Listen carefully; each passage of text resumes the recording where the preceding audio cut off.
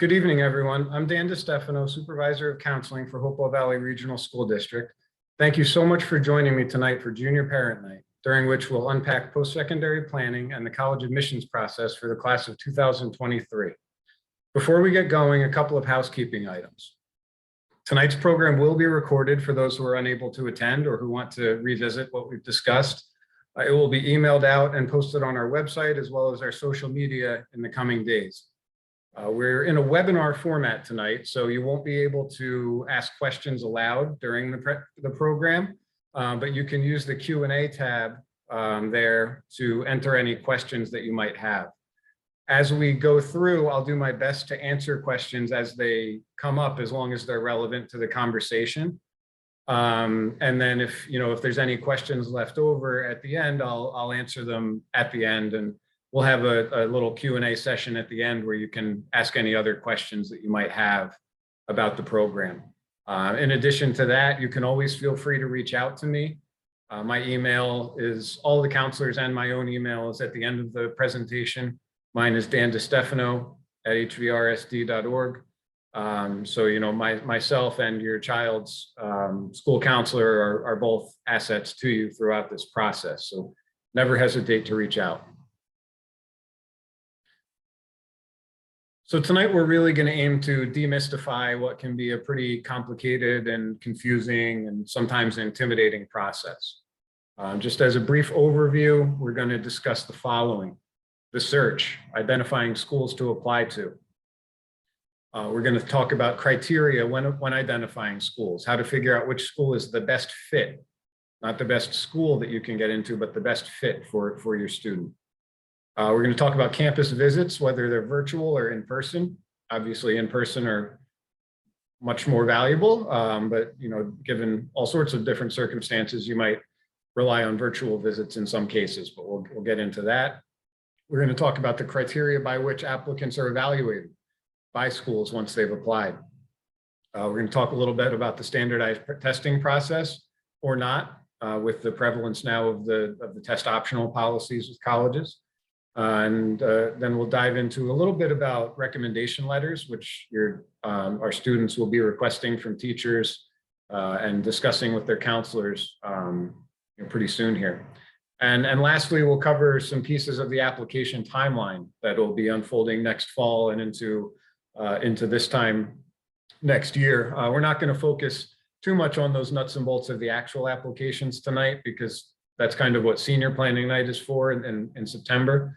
We're going to focus now on the more immediate, which is it's an important piece. So right now, just so you know, in the counseling office, we are in the process of meeting with our junior class in groups. Right now, we're doing that obviously over Zoom because of current circumstances. And we also use visits to the recitation classes to facilitate those group meetings. Please encourage your child, your student, to check their email so that they're aware when their counselor is arranging those group meetings, and to make sure that they are attending those meetings when they're scheduled. Following those group meetings, students will be invited to schedule individual planning meetings with their counselor. Counselors are going to schedule those with the students who request them. Some students are ready to have those meetings earlier than others. And so the counselors are going to have the meetings with the students who reach out and request them first. And then they'll go through and make sure that anybody who didn't request one gets a meeting. But it's your child and your student's benefit to reach out and request that meeting when they're ready to have it. A couple of keywords that are going to be super important throughout this whole process. The first is compartmentalize.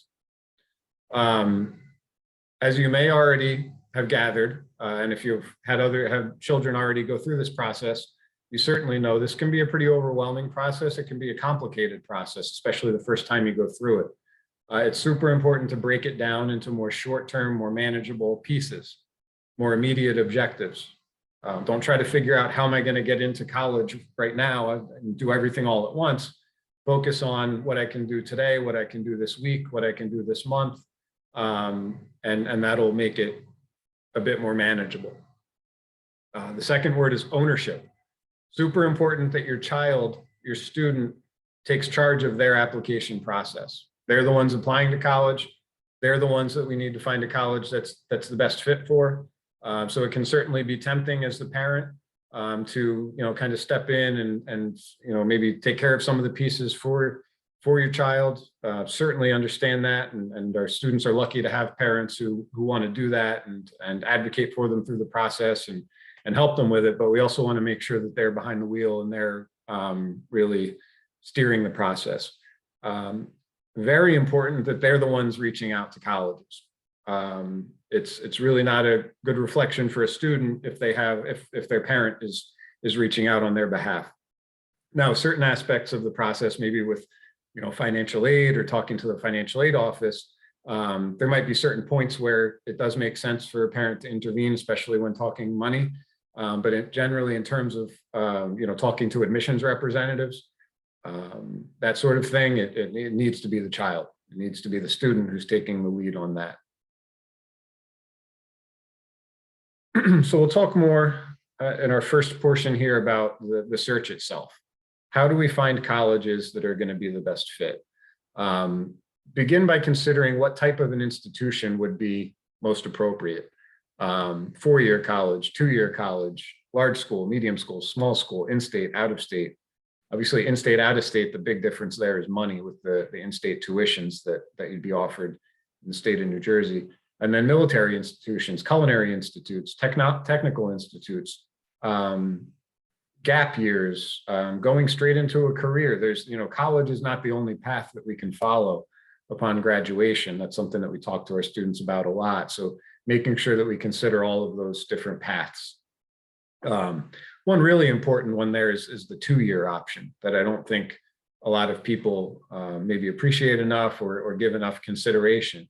But we have a really tremendous community college right here in our backyard in Mercer County, which can really be a huge asset to a lot of students, especially maybe the student who didn't quite meet their potential in high school, maybe the student who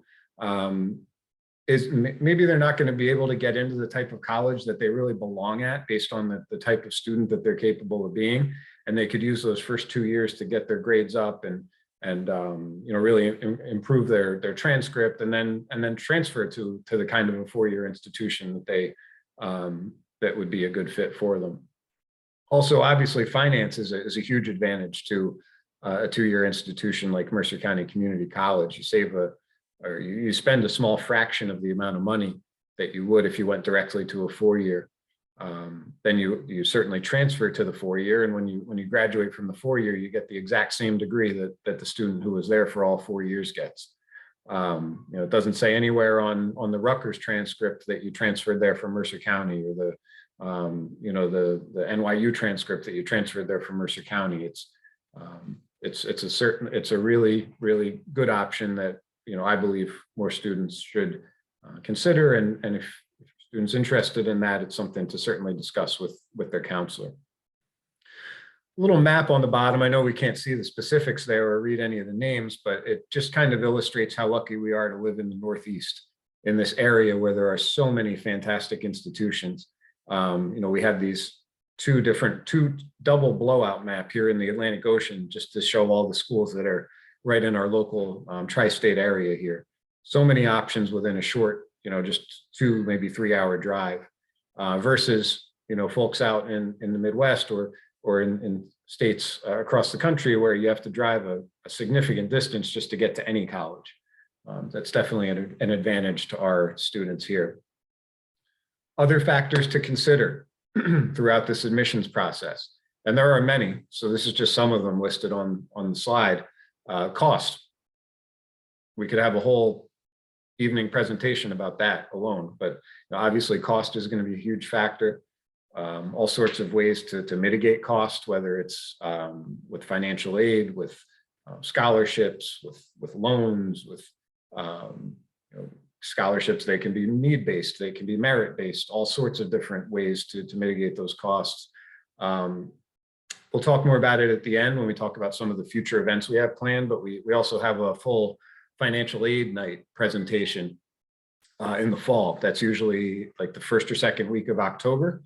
And we have the director of TCNJ's financial aid office, who's kind enough to join us for the evening each year and present to us on the financial aid process. It's a really valuable program. And this year's presentation, which was just a couple months ago, is posted on our counseling website under parent presentations, as well as our senior parent night that we just had. So, you can view any of those programs if you'd like to take a look. Majors, what majors does the school have? Any study abroad opportunities they might have. Campus safety is a huge one, and the general climate on campus in general. The surrounding community. These are the pieces that, and we'll talk more about the in-person visits later, but that they illustrate why it's so important to visit campus and to get a real feel for the place. The type of extracurricular opportunities on campus, whether it's sports, whether it's clubs, whether it's volunteer opportunities or Greek life or whatever it might be, internships, alumni networks, retention rates. We'll talk more about that in terms of the importance of finding the school that's the right fit, but taking a look at the school's retention rates, can be really eye-opening sometimes. And then word of mouth, that can't be understated. I'm sorry, that can't be overstated. Talking to family, talking to friends, talking about people you know and trust about their experiences at a school. If you know anybody who has attended an institution that you're considering, getting that firsthand perspective can be really great.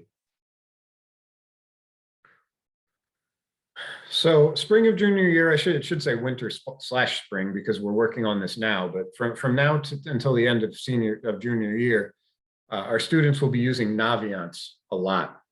And throughout senior year, they'll be using it probably daily in some cases.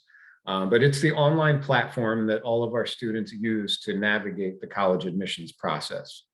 From the initial search, we'll talk more about these pieces, but from the initial search to the applications in the fall, we submit transcripts through Naviance, we submit letters of recommendation through Naviance. So it's really important that this time of year, students get really reacquainted, because they've used Naviance throughout high school, but get reacquainted with it and the college search aspects of it. And that's a big piece of the meetings that your children will be having with their counselors coming up soon, is how do we navigate Naviance? How do we search for schools? How do we add them to our list of schools that we're considering, and that sort of thing.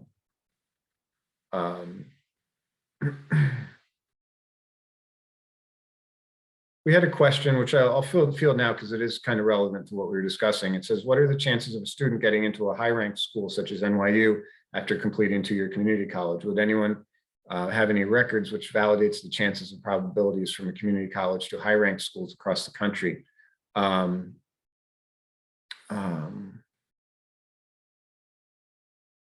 So it's certainly possible. I don't have the figures. It's something that, I think if you talked to possibly somebody at Mercer County, they might keep track of that. That's one of the aspects that they like to highlight in terms of the attractiveness of their institution is the schools that they do place students in. I've had students, now this is my first year in Hopewell, but in my previous district, I had students go from our local community college to Ivy League institutions, certainly to NYU, to Rutgers, to prestigious universities like that. If a student's achieving very, very highly at a school, whether it's a high school or a community college, that reflects extremely well. And colleges, even at the most upper echelon, will be impressed by it. We'll talk more, though, about how those schools are evaluating students on far more than grades. So in addition to straight A's at a community college, they would want to also have extensive volunteer work and other aspects of their application to impress those schools. Okay.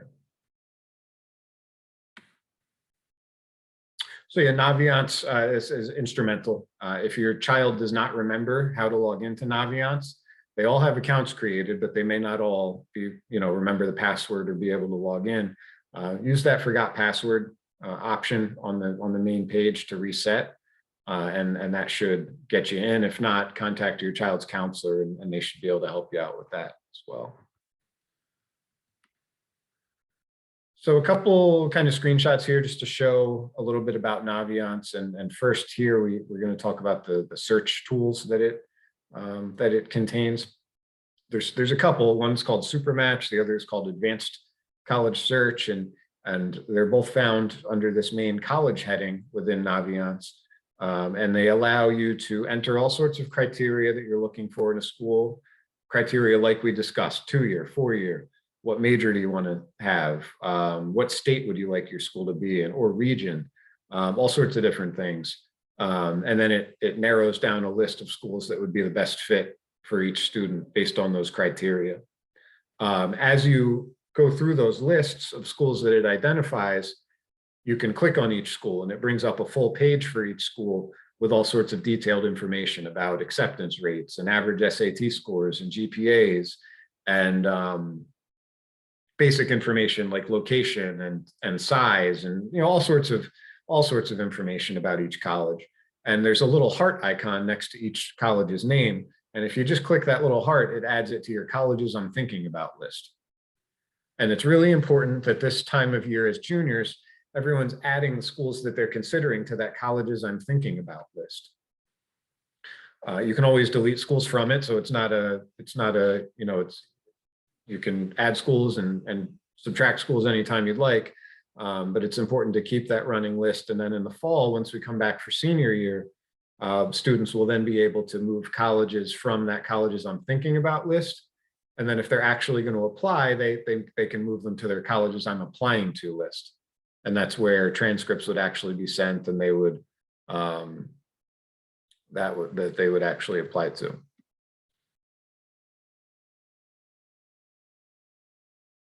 There's a comment here of no sound in the chat. Can somebody type in to confirm whether or not they can hear me? I just want to make sure we have sound working. Just type it into that chat box if you can hear me.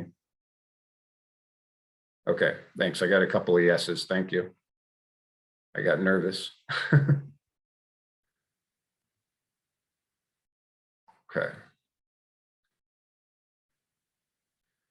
Another super important, super valuable aspect of Naviance are these scattergrams, which you can see on the screenshot here.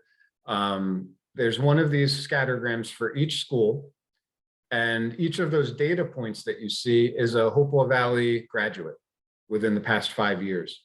And it's graphing them on the vertical axis by GPA, and then on the bottom horizontal axis by SAT or ACT. You can select either one. Usually there's more data for SAT because it's more popular with our students. But each data point there shows you whether or not they were accepted. Green check marks are acceptances, red X's are rejections, and purple means that the student was either waitlisted or deferred. We'll talk some more later about those two possibilities, but the charts give you all of that information. So these charts give you a really good general sense of what your chances are with each school and help you to categorize them into likely schools, target schools, and reach schools. We'll talk more about those different terminologies in, I think, the next slide. But it helps you to gauge your chances of acceptance, basically. At the same time, these charts don't tell you everything because colleges are not making their decisions solely based on those two metrics, GPA and standardized test score. They're considering other criteria that we'll talk about later, but like volunteer work, like their resume, like their recommendation letters, like the essays that they write, all sorts of different things. So anyway, at this point, early on in the search, it's great to just take a look at these charts and gauge general chances with each school. And each student, I should add, will be plotted on this chart based on their own GPA and their own SAT score. And that gives you a good visual of where you stand with each institution. You will see on these charts, there's a lot of variance, right? There's down here, there's some green check marks who got in, and up here, there's some red X's who didn't get in. So you say, why is that? Because of those other criteria that schools are considering. One of the big ones can be the major. At a certain school, engineering might be a super competitive major, a lot more challenging to be accepted than, say, undecided or liberal arts, or whatever the other major might be. That might explain some of that variance. Where, or maybe down here, this person who got in was a star athlete or something like that. They had some other aspect of their application that set them apart from people with better SATs and GPAs.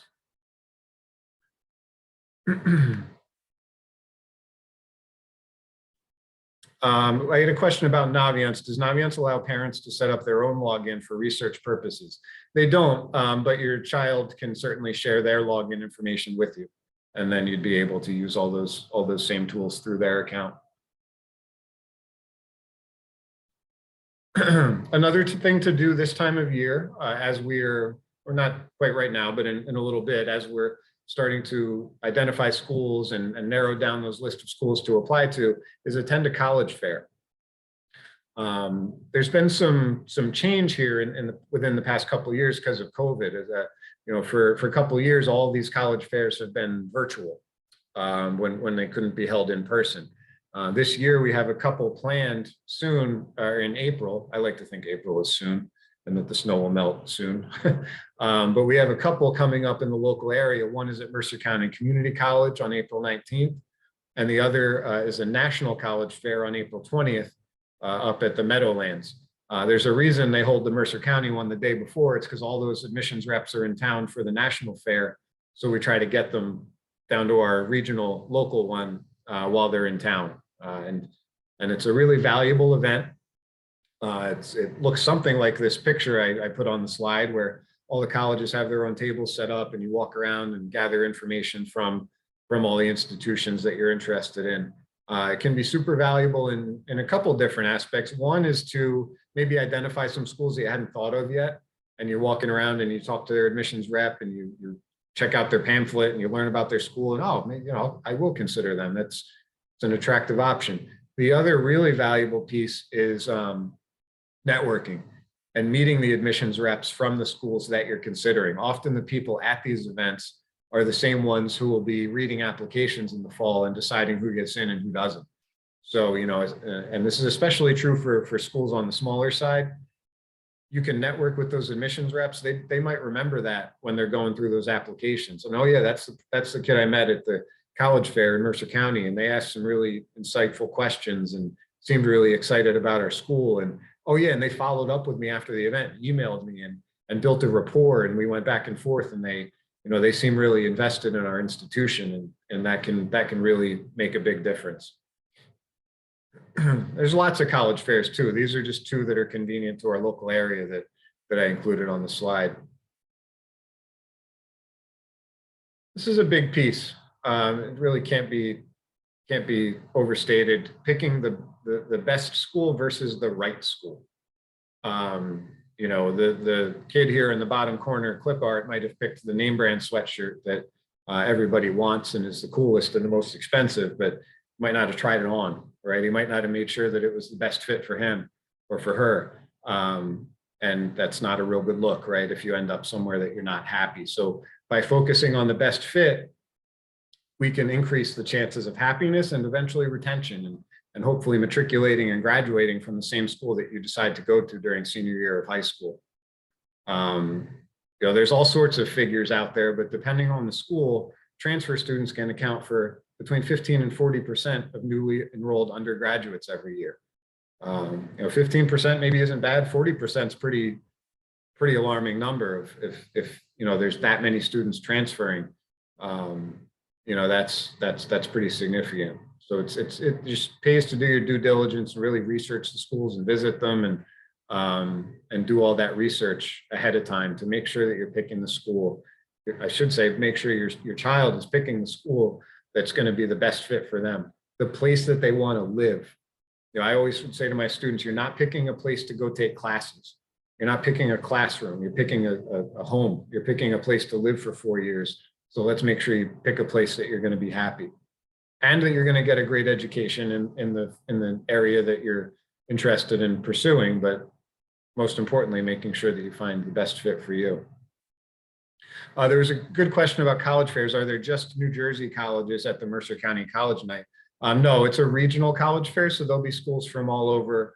I would say primarily the Northeast, there'll be a list of schools. I don't know that it's posted yet, but they will have a list of the schools that are attending ahead of time. So you can check it out and kind of, maybe highlight the ones you want to make sure that you hit while you're there, that sort of thing. But no, it's not limited to just New Jersey. And then the Meadowlands one, one of the attractions of that is there's even more schools there. That's a national college fair. So you'll have your schools, more schools from, California or all over the country at a national event like that.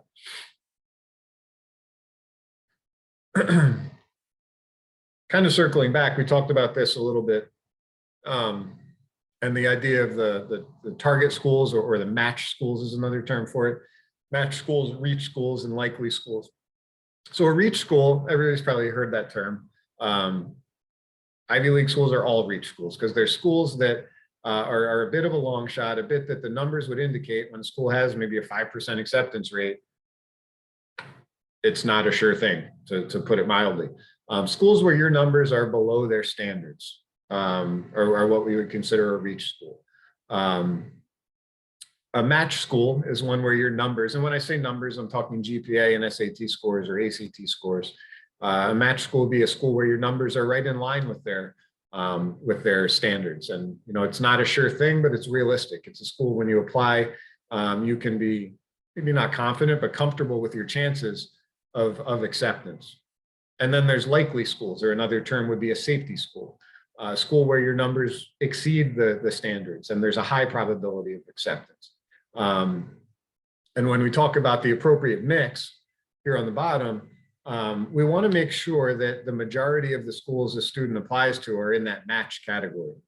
When a student comes in with a list of 10 schools and there's 8 reaches and two matches or 2 targets, that's concerning. That's alarming.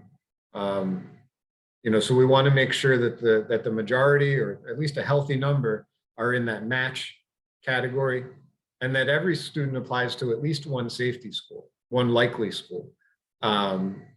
It's a backup plan. It should, I say backup plan, but it should be a school that the student legitimately would be happy attending. I've had students in the past who couldn't pick one and they would just, fine, this is my safety school. They're just throwing it, so I would stop pestering them because they need to pick one and they need to have one on their list. But you need to have a school that you're pretty darn sure that you're going to be accepted. And that's a really important aspect. So the average student probably applies to 8 to 10 colleges. I think that's a healthy number. I've had students apply to many times that, 20, 30 schools. In the days of online applications and the Common App, which we'll talk a little bit more about, it's very easy to apply to a lot of colleges, even without really knowing all that much about them or being all that attracted to them. So it's important to narrow the list down to a manageable number. Any student I've had who's applied to that many schools, dozens of colleges, which I've seen time and time again, they have a very hard time again, once the results come back in of choosing a school, because typically they get accepted to a bunch of them. And then it's a pretty difficult decision to narrow it down at that point.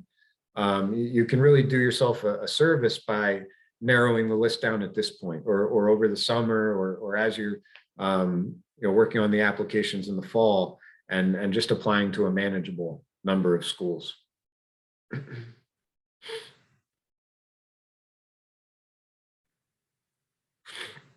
So I've already said it a few times how important the campus visits are, but why not talk about it some more?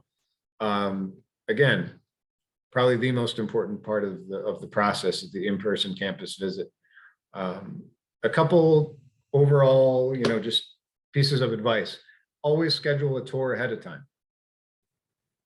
Okay, take advantage of all visiting opportunities. Schools track, and some of them more stringently and weigh it more heavily than others, demonstrated interest of each applicant. They track how many times a student's been on campus. Did they attend the open house for their department? Did they, maybe they have a student for a day program or an overnight program, did they take advantage of that? Demonstrated interest can really help a student's chance, especially with certain schools. And you can ask the colleges how much they weigh demonstrated interest or how they feel about demonstrated interest. Typically it might be the smaller school that's able to track it and weigh it more heavily. Rutgers would have a heck of a time tracking the demonstrated interest of their tens of thousands of applicants versus a school where that number might be a little bit more manageable. But you never want to, let's say you're going to Boston for a vacation, or you're driving up there for a weekend, and you're just going to hit a couple colleges on the way.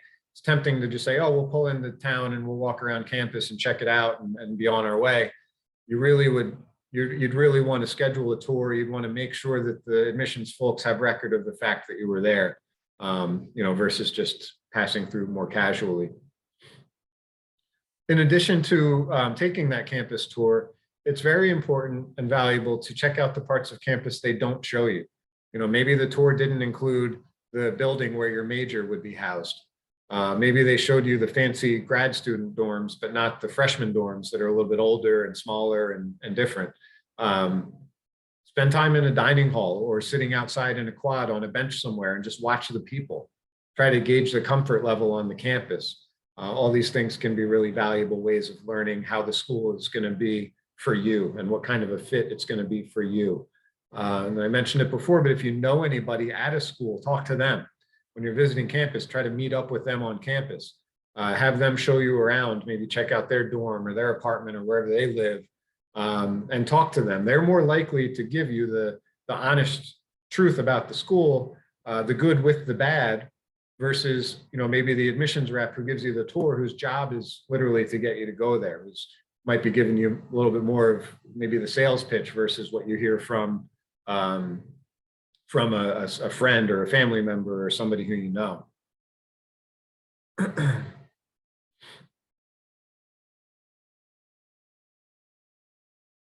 a couple of questions or comments in the Q&A that I'm going to hold off on until the end, but I certainly will get to them, just so you know.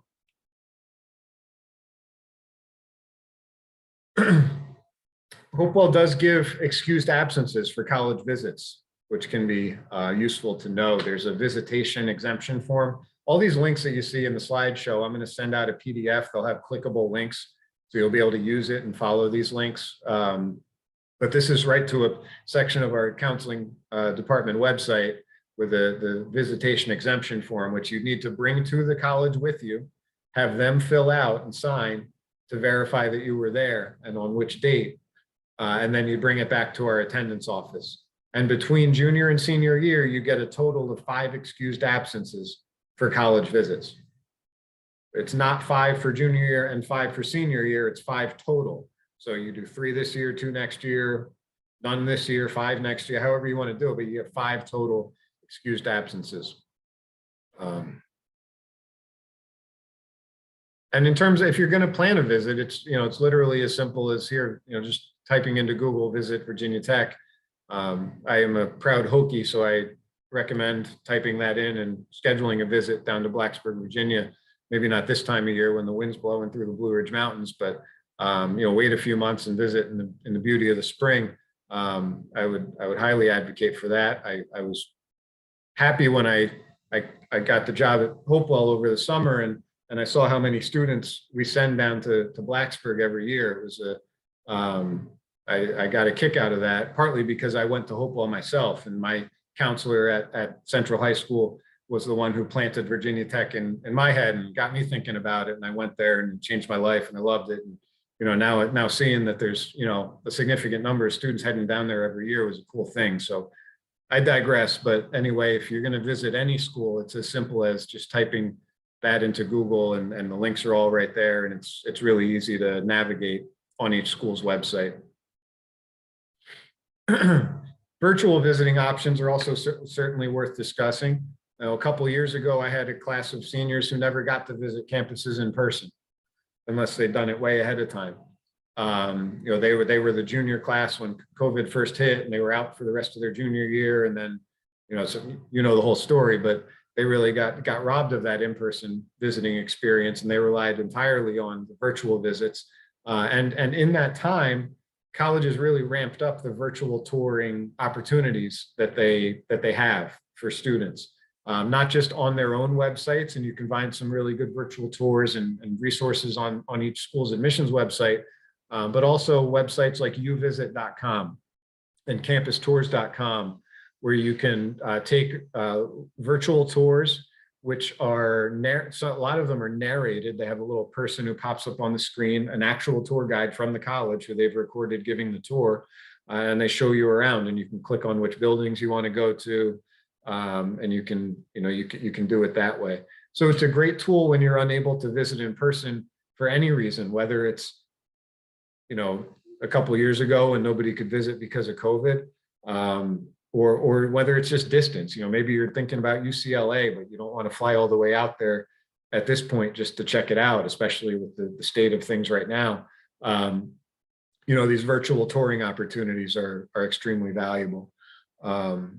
So certainly look into those, take a look at them, and then maybe once you do a virtual tour of a school out in California or in Florida or further away, then, oh yeah, I am interested, and I think it would be worth visiting in person. It can help you to at least build that confidence before investing in a trip. So college rep visits to Hopewell Valley Central High School. In the fall, between September and October, college admissions reps visit our high school almost every single day. It can be a really great opportunity for our students to build relationships with the same people who will be making their admissions decisions in a lot of cases. This past year and the year before, some of these visits have been virtual through Zoom, and some have been in person, and the schools have still been sending their reps to visit our students in person. But either way, it's a really important opportunity for our students to network with the admissions rep for each schools, have their questions answered, and just do some research about the schools that they're considering. And within Naviance, you can see there under the menu bar, the last option is college visits, and you won't see anything there now. But when this class comes back for senior year in the fall, there'll be a calendar there of all the admissions reps who are going to be visiting and which day and what time, and you can register for those visits through Naviance. And then by doing so, you'll get a reminder email 48 hours before any visits, either for schools you registered for or colleges you have on your list. So just if you've added them to your list and we have record that you're going to be applying there, you'll get that reminder email that the school is going to be visiting Central High School. So those are really, really great opportunities for our students. There was a question on Naviance: can you filter schools by sports division, Division I, Division II? Yes, you can. That's one of the criteria that you can enter on Naviance. We'll talk a little bit more later. I'm not going to go into super detail about the NCAA and the clearinghouse process and all that. We will talk about it a bit. And then that's certainly a conversation to go deeper into with your child's counselor and coach, and as you're navigating the process. Going to jump into the admissions criteria. What are these schools considering? What are they really thinking about when they're evaluating their candidates? You see a list there. I'm not going to go through them all. A lot of these probably go without saying. You see demonstrated interest there. That can be a big one. But it just goes to demonstrate there's a lot besides just GPA and SAT scores that you're going to see on those Naviance charts. This is a pretty insightful chart here that NACAC, which is the National Association, is a hot link on the bottom. You can get this whole report. The National Association of College Admissions Counselors analyzed the admissions trends. They surveyed colleges, and this was the fall of 2017. What are the most important criteria that you consider when analyzing applicants? And considerable importance, moderate importance, limited importance, or no importance. So you can see which ones were weighed the most heavily or the least heavily. Makes sense that 78% said that SAT scores held no importance, and now they've gotten rid of SAT 2 scores. The SAT subject tests are no longer exist. And this chart really illustrates why. So you'll have that once this gets sent out, or you can Google it and take a look at it in the meantime. Another big piece they're going to be looking at are the recommendation letters. So every student's counselor writes them a recommendation letter by default.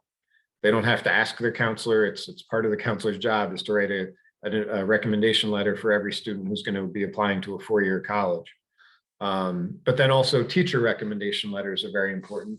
We recommend having at least 2 teachers in line who are going to be writing recommendation letters for you. And you want to ask those teachers by the end of junior year, have them commit to do it for you before you head home for the summer so that everything's in place in the fall when you come back for senior year. We have these brag sheets, which are linked on our, they're posted on our counseling website, and then they get submitted through Naviance. But the brag sheets are the student's chance and your chance, because there's student brag sheets and parent brag sheets, to let your student's counselor and let their teachers know a little bit more about them as they're preparing to write those recommendation letters. You know, as a counselor, I always felt like I knew all of my students well, certainly some better than others who I'd spent more time working with, but even for those students I knew the best, I always learned more things about them when I read those brag sheets when it was time for college applications. And so look at those brag sheets as an opportunity to fill your counselor in and the teachers in on the things that they might not know about. You know, they probably know certain things. They know what grade your grades were. They know what you achieved throughout high school. But, you know, maybe there's some adversity that you overcame at some point that they're not aware of, or maybe there's some really cool volunteer work that you did outside of school that you want to tell them more about, that sort of thing. You know, the adversity piece is really important. When I wrote recommendation letters for my students, they were somewhat boring letters if there wasn't some sort of adversity or negative circumstance that a student had overcome that I was able to write about. You know, if it was a student who just skated through high school with straight A's, that got a little bit boring, and that doesn't really grab the college's attention. They like to know that a student has developed some resiliency and faced some things and overcome some things. So make sure that you fill your counselor and your teachers in on anything like that. Mainly the counselor. You know, the counselor's letter is the one that's going to talk more about the personal aspects, you know, anything like that a student might have faced throughout high school, while the teacher's letter will talk more about the academic side and the experience in the classroom and that sort of thing. It's important to ask teachers who know you the best. Don't focus on the teachers where you got the best grade, right? You might have got an A in the teacher's class, but they might not know you from Adam. They might really not know as much about you as the teacher where you got a B or a C or a C plus, but you worked your tail off that year, and you overcame some things, and they saw you come to extra help sessions and you know, work really hard to bring a grade up throughout the year, versus a student who just got A's from September through June and there wasn't much else to say.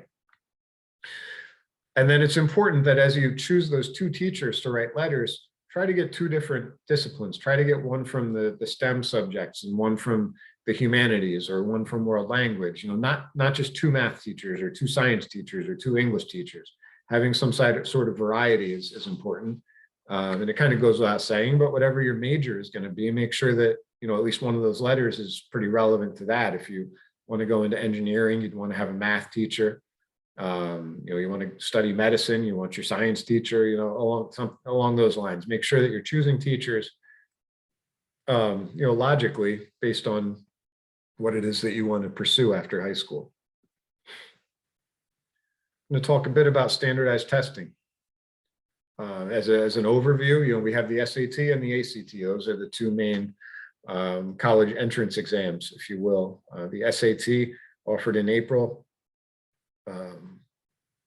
May, June, August, October, and November. It's also offered in March. That's actually inaccurate. It's not offered in April. It's offered in March, May, June, August, October, and November. And then the ACT is offered in February, April, June, July, September, and October. The links are there to each company's website to register. And there's also a link here to some changes that SAT made within the past year or so. And I mentioned one of them earlier. There are no more SAT subject tests. Those have been done away with. And also there used to be, a few years ago, there was a mandatory essay portion of the SAT. Then they made that essay portion optional.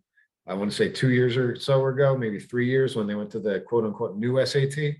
They made the essay portion optional, and now there's no more essay at all. They got rid of it entirely because it really wasn't something that colleges considered much. It wasn't, it never really caught on.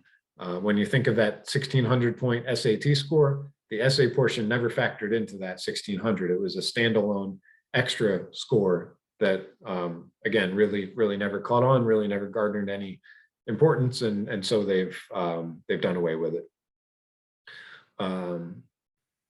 So this time of year, you want to be planning out that standardized testing schedule. When will you start testing? And March, I'm sorry for the inaccuracy on the slide, but March is a popular time for juniors to start taking the SAT. And the average student probably takes the SAT or the ACT 2 or 3 times. Usually you take it once, and you kind of learn some things about the way the test works and some of the tricks, if you will, or the strategies, and then you tend to improve that second time, maybe even that third time that you take it. Eventually you might start seeing it flatline, and then you realize, this is what my score is. It's probably not going to change much anymore, and you don't want to keep taking it. But you do want to take it a couple times just to see how much improvement you might have in you. It's important to note colleges require scores to be submitted directly through the student's account with SAT or ACT through these links here. Once you have scores in your file on those websites, there's a tab for send scores, and then you put in the colleges you want them sent to, and of course you pay them their money to send them, and then they send them to each school. So we don't send SAT scores is the point. Colleges require that those come as official score reports directly from the testing agencies.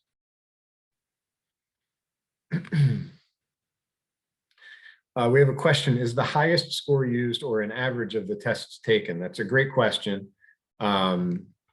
So colleges consider what's called a super score.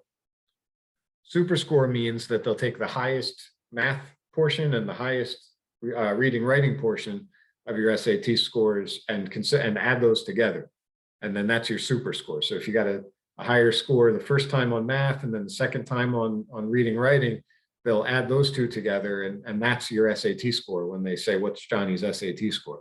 Now, in order for them to get that super score, you have to submit all of the scores from those 2 different tests. So they'll have access to all of the scores from each section, but then they'll compute it to figure out what's the student's super score. You do have, when you go into, go back to that slide, when you go into send scores, it'll list every date that you've taken those tests, and there's a checkbox next to each date. So you get to check off which ones you want to send to the college. So if you had one terrible one, maybe your child was sick that day, or the girlfriend broke up with them the night before or whatever, and they tanked one of the tests, you don't have to send that one. You can forget it ever existed. But you do need to send any tests that would factor into that super score, if that makes sense. And I mentioned it earlier, but a lot of schools now have gone test optional. There were always some schools, and fairtest.org was the website that's always tracked them, schools that didn't require standardized tests upon submission. Because of the first round of the COVID outbreak a couple of years ago, when all the SATs got canceled every month for like a full year, colleges said, well, we really can't require these scores of this year's applying class. So they made them optional that year. And they're still optional. It's a policy that's caught on. And there's a figure here for the class of 2023, at least 1,400 schools have already said, then that's your children's class, the current juniors, at least 1,400 schools have already extended those policies through at least that fall 2023 admissions cycle. Among those schools where test scores are optional are schools of the caliber of Amherst, Chicago, Columbia, Cornell, Stanford, Tufts, et cetera. So it's tremendous. Some of the most selective schools in the country who are not requiring SAT scores. And as you get those scores in and you compare your scores to what's expected from each school in terms of their averages and their thresholds, you need to decide, do I want to submit my SAT scores to this college? And if your scores are well below the average for a school, they're probably not going to be of much value to your application. So it can be a school by school decision of whether or not I want to submit SAT scores. Now, if you're not submitting an SAT score, the rest of your application needs to be really impressive. There needs to be another aspect of it that's going to pull it up where not having an SAT score, it's not going to be counted as a negative if you don't submit an SAT score, but it's not a positive, right? It's not helping. It's not impressing them when they don't see an SAT score. So they need to see something else that says, oh, this is a tremendous applicant. Look at, they got, great, really good grades in high school, and their recommendation letters are amazing, and the essay that they wrote is tremendous, and et cetera. So consider that as you're making that decision, and confer with your student's counselor about whether or not submitting SAT scores would be appropriate based on all those pieces. So I think there's one question in the chat about SAT scores. With so many schools moving test optional, do you advise students take the SAT, and should they submit their score if the schools are test optional? I hope I just answered that sufficiently. But the one piece is that I would advise that students take the SAT. See what the score is, see how you do, see how it compares to the averages. And then if it's not satisfactory, if it's not going to add value to the application, then just don't send it. Now, that being said, if you know your child is if test taking is really a challenge, if maybe they took the PSAT and they got their score and it's just not there, and it can be a super stressful experience for some students taking these tests. And in certain cases, maybe it's just not worth putting a child through that, making them take the SAT multiple times when maybe you identified some schools that they'd be a good fit for based on their GPA, based on these other factors that you think they'd have a good chance of getting accepted to. In a situation like that, maybe you don't take it. Maybe you don't put your child through what could be a really stressful process if you know or if you don't think it's going to end positively for them, based on their test taking in the past. And some people just don't perform well in that setting, and there's nothing wrong with that. That's why I think some of these schools have continued their test optional policies, even once students have had every opportunity to take the SAT, now that they haven't been canceled anymore. There's a question: how do students decide what test to take, not knowing yet where to apply? So I guess that meaning SAT versus ACT. It's really, it's a personal preference between the tests. What I would recommend is taking some practice tests, taking a look at some of the review materials and the preparation materials, and just seeing which test your student feels would be the best fit for them. I sent out information just the other day, Monday or Tuesday, I think it went out Tuesday morning, about free full-length practice SAT and ACTs that we are offering through Revolution Prep. Check your email for that. And those tests are given online on a Saturday morning. They're proctored, they're timed down to the minute, just like the real tests. They're full length, and you get a score report afterwards. And taking the SAT and taking the ACT, which we offer both of, compare those scores and see which one you did better on, and that'll give you a good idea of which one is the better fit. There's all sorts of charts and information online to compare and contrast the SAT versus the ACT. And there are concordance charts that will tell you what this score on the SAT equals on the ACT. And then you can judge which one you did better on. And then maybe you do that once. And then if you did significantly better on one, then let me just keep taking that test and see how well I can do eventually with that one. So there's another question about SAT versus ACT. Do kids get to review the recommendation letters from teachers/counselors? The answer to that is definitely no. Colleges, and this is because colleges expect that the recommendation letters that they're reading about students are confidential, that teachers and counselors are writing them in confidence. With that being said, you can rest assured beyond the shadow of a doubt, there's never going to be anything negative written in a recommendation letter. A teacher would never agree to write a recommendation letter for a student if they didn't have anything but positive things to say about them. a counselor, and counselors are well trained on the writing of recommendation letters, a counselor would never include anything in a letter that a student A, wasn't comfortable with, or might not or be reflected positively by an admissions office. That's kind of the purpose of those brag sheets that we talked about.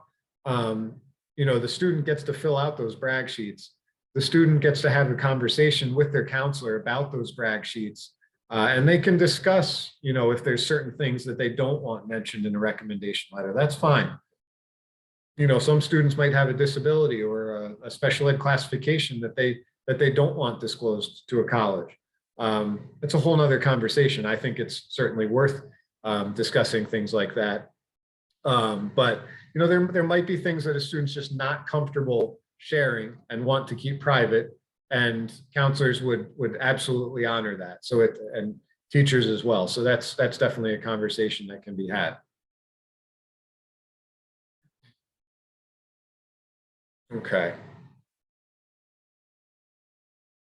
So the application timeline, like I said, I don't want to get too much into the nuts and bolts of what's going to be happening next fall, because this gets complicated, and it's, we talked earlier about compartmentalizing things and talking about focusing on the more short-term, the more immediate objectives, right? That's not necessarily the application timeline, but I do want to give a glimpse of what's going to be happening. If you can't take it, you really need to know everything about the application timeline. Like I said, our senior parent night is also posted on our website, and you could take a look at that. And that's where we really go through all those nuts and bolts. So as an overview, there's several different application plans or options, and those deadlines are going to range from primarily October through January. Okay, in the fall, we have our early action and our early decision deadlines, which range typically from October 15th on the earliest side to December 1st. And one of the big advantages of applying for an early action or an early decision date is that a student would get those decisions much earlier. They would find out a result from the school back before winter break. This is a stressful time after you click submit on those applications and not knowing where you're going to get in or what your choices are going to be. And it can be a huge relief for a student, even if it's not one of their top choice schools, to get any sort of an acceptance before the winter break. And then they have that in their back pocket when any family members might be badgering them over the holidays about colleges. You can say, "Oh, I already got into this school." It can be a big weight off the shoulders. So as a result of an early action or an early decision application, a student can either be accepted, denied, or deferred. So deferred is a word that we need to define. It means that a college isn't quite ready yet to make a decision, and that they're going to move the student to a regular decision pool. That means you're still in the game, right? It's far better than being waitlisted. If you're deferred, it just means we're not quite ready yet. We're not sure. We're going to move you to our regular decision pool, and then we're going to read your application again with all the regular decision applicants. And if that happens, it's not even, your application is not even denoted as having been deferred. When they read it again in January or February, they don't have record that it was deferred. They're reading it fresh with all the regular decision applicants. That's versus being waitlisted. So after that regular decision process in January, February, if maybe they're still on the fence about you, but they don't quite have room for you in their class to offer you admissions at that point, that's where you might be waitlisted. And waitlisted is not as good as being deferred. Waitlisted means you're on the outside of the game looking in. And basically the only way you're going to eventually get accepted is if not enough students accept their offers or commit to their offers of acceptance and decide to go to that school. And then maybe a little longer down the line, the school will realize, oh, we do have more space than we thought. Let's start offering some acceptances to our waitlisted students. So that's kind of a brief rundown of that. Then, as I mentioned, we have the regular decision dates. The regular decision dates are primarily in the month of January and into February in some cases. And then if you apply for a regular decision, you typically get your results sometime in the month of March. It illustrates the value of applying early decision or early action when you can, to get those results a lot earlier on and to have some certainty and have some results in December and that time of year rather than waiting until March to get any of that information. Students have until late April to choose their destination, to decide where they want to go, and then May 1st has been denoted as College Decision Day nationally, where students are going to be making their commitments if they haven't already. So talk a little bit more about those terms that I mentioned on that last slide. At least a few of them are on here. Regular decision, early action, and early decision. Those are the three most common plans that I'm going to focus on the most.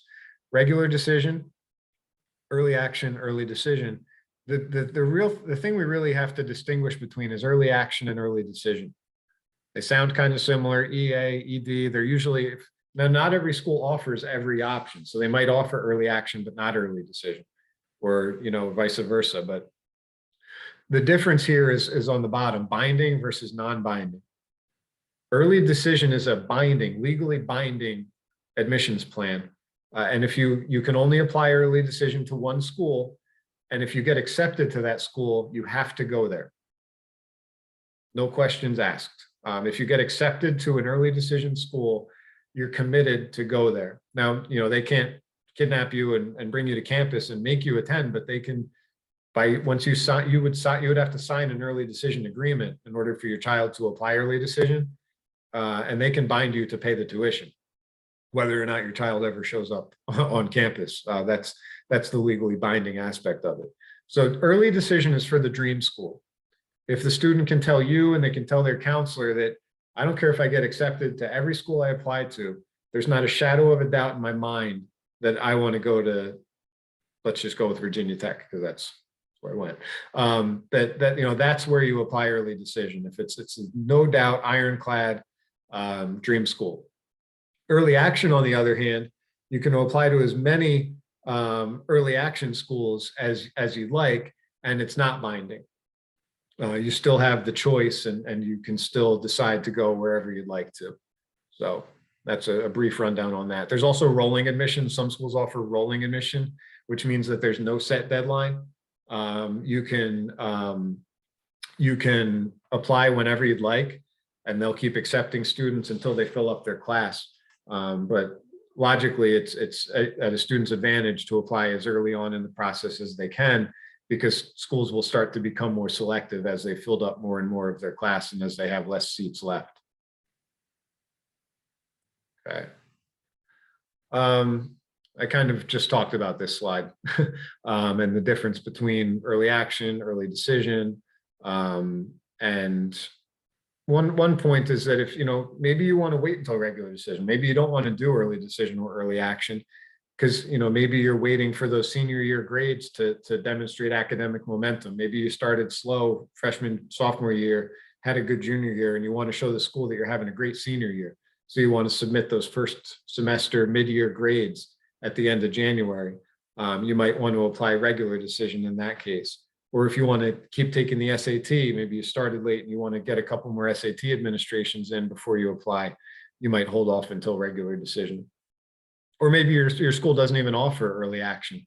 Maybe they only offer early decision or regular decision, but it's not that dream school scenario, and you're not ready to commit to an early decision application, so you just go regular.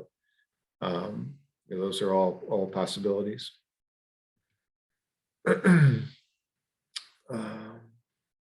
There's a question about early decision that's relevant right now. If you don't get the financial aid or scholarship package you need, then what happens? That's a discussion that you want to have with each college.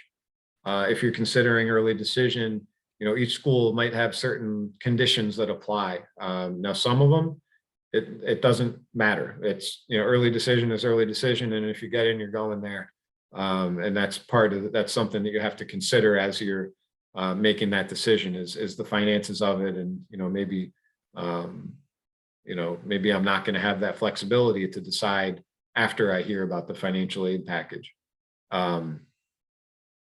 The other question here for early action, do you have time until April, the end of April, to accept? And yes, if you get accepted early action, even if it's in November or December, you do have until the spring there to make your decision on where you want to go. I talked a little bit earlier about NCAA. I'm sure the majority of people here don't have children who are going to be playing Division I or II sports in college, so I don't want to spend too much time on it. But it's a conversation to have with your student's counselor if it's something that that applies to them. The main step that's really crucial at this point is making sure that if you think college sports, Division I, II, or III, is really at all possible, make sure that you register with the NCAA Eligibility Center. There's a link there. It's eligibilitycenter.org.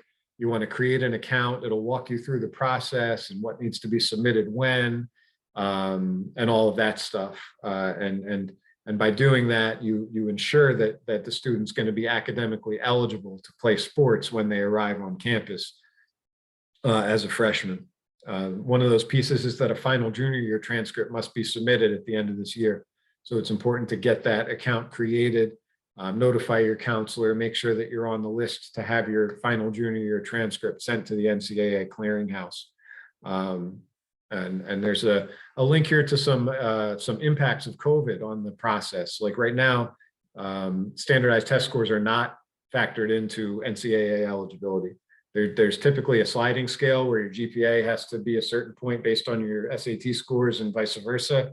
But because of COVID, SAT scores are not required by the NCAA. And so they don't need to be factored in, and they don't need to be submitted as you're applying for athletic eligibility.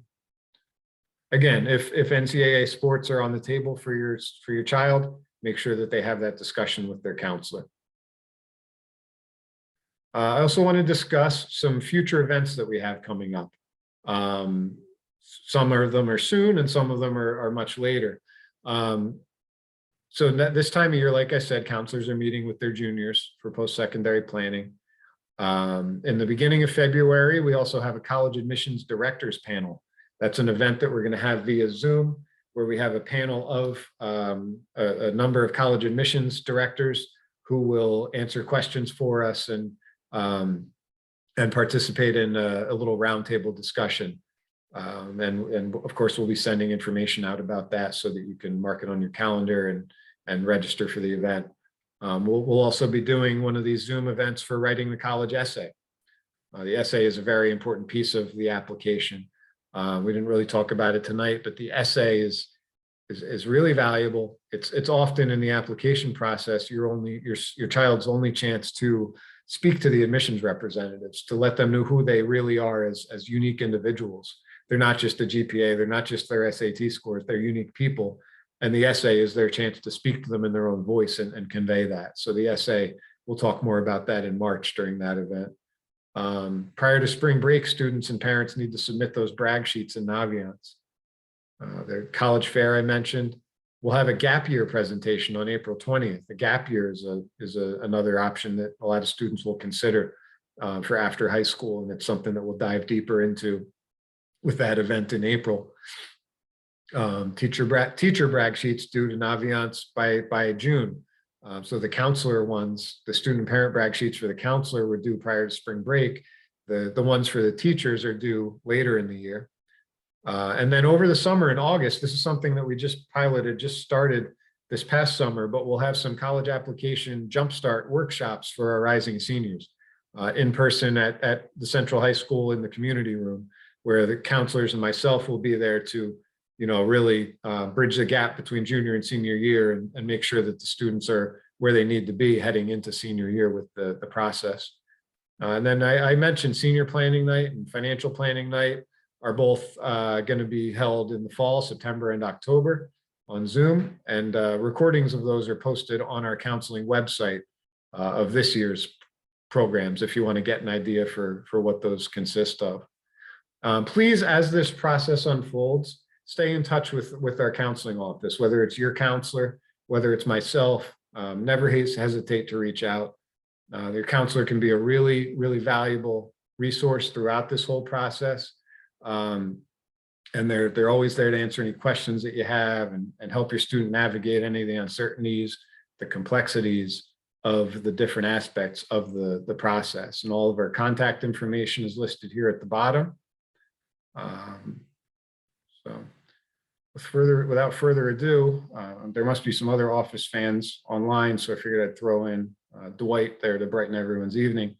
But if there's any other questions anyone wants to pop in now, you can feel free to do so. I'll do my best to answer them. And then, like I said, any more personal questions you have or unique questions to your child, maybe just reach out to myself or your student's counselor directly. There's a question, what % of students took gap years in the last 2 years? I don't have that figure. It's something that I could look for you and see if I can get, especially because I'm new to the district. I don't know off the top of my head. I know of certainly at least multiple last year who did it, just off the top of my head. But I can look more into that for you if you'd like. Maybe just shoot me an email so that I'll remember to get back to you on that. Thank you, John. You said great job, Dan. I appreciate that. Let me just see if there were any other questions here that I didn't get to.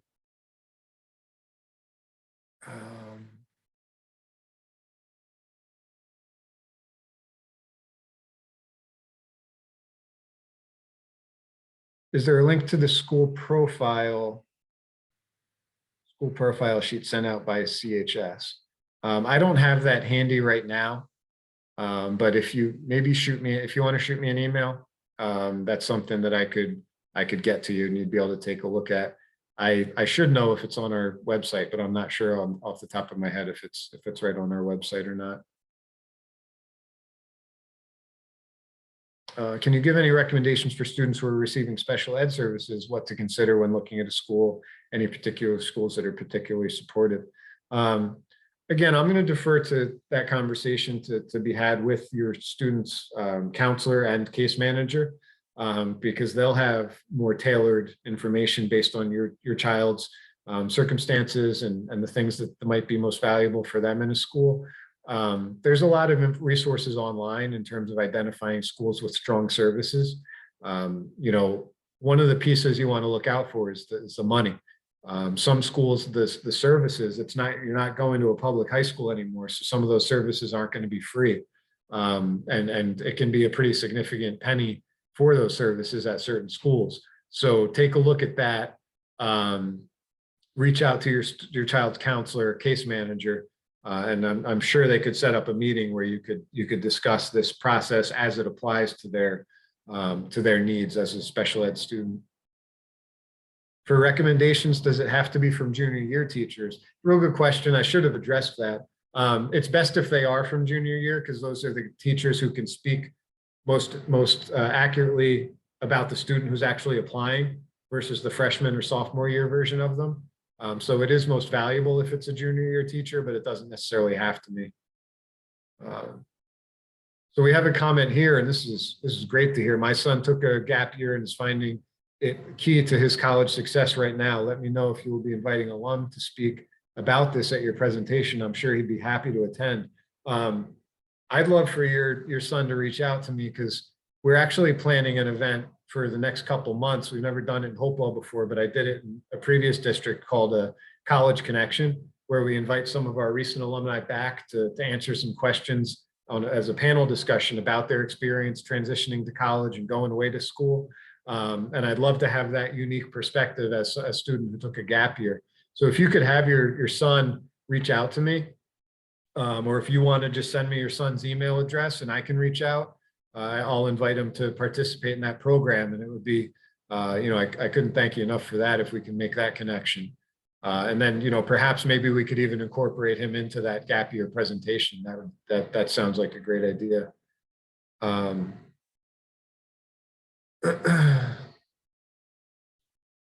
It said years ago, certain schools would super score SAT and ACT scores. Has it changed to that all schools do it now? Also, is there still rolling admissions, or has that disappeared? No, rolling admissions still exist. It's not as prevalent as early action or regular decision, but it does still exist. And there may be some schools out there that don't super score ACT or SAT, but it's become quite prevalent to do so, to super score to super score the results. Let's see in the Q&A, let's see if we had any more.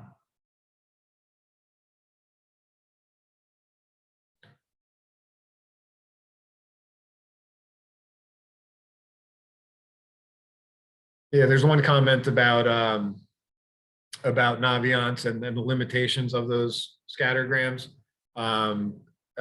Basically because, as I mentioned, it's not, schools aren't deciding just based on SAT and GPA, so it can be misleading. Somebody might have gotten in because of their volunteer work or because of their athletics or because they played the cello in the band and that's what the college needed. So that's certainly a limitation to the data there, but it can still be pretty valuable. Can waiting for regular decision help by including first 2 marking periods grades for senior year? Yeah, it definitely can. Every college is going to get senior year grades. They're going to get a mid-year report. It's just if you've already applied to early action, they might have already accepted you or denied you before they get that mid-year report. But when you apply regular decision, that they'll see the grades before making a decision. Will the slides be shared? Yes, I'll be sending them out along with the presentation. Do counselors have information on international schools? Yes, they certainly do. They might be not as familiar, like off the top of their head with them as they are with our domestic schools, but they're certainly knowledgeable. Is tomorrow's junior Zoom meeting with juniors scheduled at 9:42 a.m. still happening now that school's closed? I would recommend reaching it just because that decision was just made so recently. I would recommend reaching out to your child's counselor and check in to see whether or not they're still going to be holding that session. Definitely have them check with their counselor. And if students are ready now, could they start applying after talking to their counselor? No, because the applications aren't open yet for next fall. You have to wait until at least over the summer to fill out the actual applications. And then when we come back in the fall is when we'll get the transcript sent out and all those pieces. Because there's certainly pieces of it that you can start working on.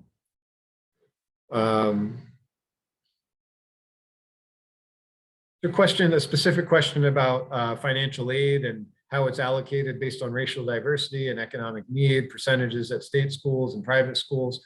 That's not information that I have. There's a really valuable resource called HESA, HEESA.org. I'll type that in the chat. It's an organization run through the state government that helps students a lot with the financial aid process. It's something we talk about during that financial aid night. But I bet you they'd have more information on those sorts of breakdowns, and you could check with them. And then where is the scattergrams on Naviance? It's if you go to the admissions. So once you find a school, if you're on the schools page, and then there's an admissions tab. So you click on admissions and then you scroll down a bit and that's where the scattergrams will be. Okay. I don't see any more questions. So we're gonna end the program now, but like I said, feel free to reach out anytime with any questions that you might have. Thank you all so much for joining tonight, for your questions. They were very, very good, very insightful questions. And good luck with everything. Let me know if I can ever be of any service throughout the whole process as your students are applying to college. Have a great night.